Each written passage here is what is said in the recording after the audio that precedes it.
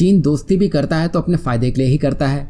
ये बात तो भारत बहुत पहले ही समझ गया था, पर अब ये बात रूस भी समझ चुका है। तभी तो इस बार रूस ने चीन के अति महत्वाकांक्षी प्रोजेक्ट यानी कि BRI belt and road initiative को ठेंगा दिखाने का काम किया है।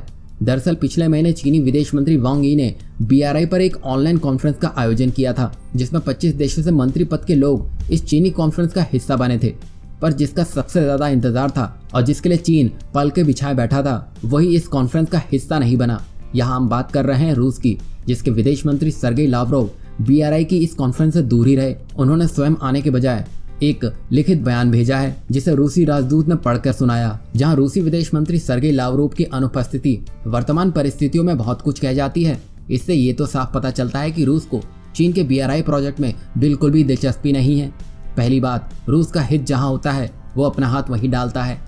यहाँ हम आपको बता दें कि चीन BRI के लिए ज्यादातर गरीब देशों को ही चुनता है ताकि वो उनका फायदा निकाल सके। अब चीन भले ही दुनिया के सामने दावा करता फिरे कि रूस BRI में उसका सबसे अहम और रणनीतिक साझेदार है, परंतु सच्चाई तो यही है कि रूस को इस बात से तनिक भी फर्क नहीं पड़ता है, बल्कि यहाँ चीन दुनिया को दिखाने के लिए रूस को जानबूझकर आगे रखता है। वहीं रूस का कुल FDI इन्वेस्टमेंट जहाँ 25 बिलियन अमेरिकी डॉलर है, तो वहीं चीन का रूस में FDI इन्वेस्टमेंट महज 140 मिलियन अमेरिकी डॉलर था, और इससे ज्यादा तो चीन ईरान और पाकिस्तान में ही निवेश करता है। यानी कि यहाँ पर चीन रूस को दिखावे के लिए एक शील्ड की तरह इस्तेमाल करने की सोच रहा था, पर रूस ने BRI में शामिल ना होकर चीन का पासा ही पलट दिया। पर यहाँ पर रूसी विदेश मंत्री सर्गेई लावरोव की अनुपस्थिति से एक बात तो पूर्णतः सिद्ध होती है कि रूस इतना भी नहीं झुकेगा कि अपने हित के लिए वह चीन का गुलाम बन जाए। यहाँ पर रूस ने चीन की सारी गलतफहमी एक बार में ही दूर कर दी, क्योंकि रूस का चीन के BRI में हिस्सा न लेना चीन की चालाकियों पर जबरदस्त वार है, जिसका फायदा भविष्य में भारत को भी होता दिखाई देगा।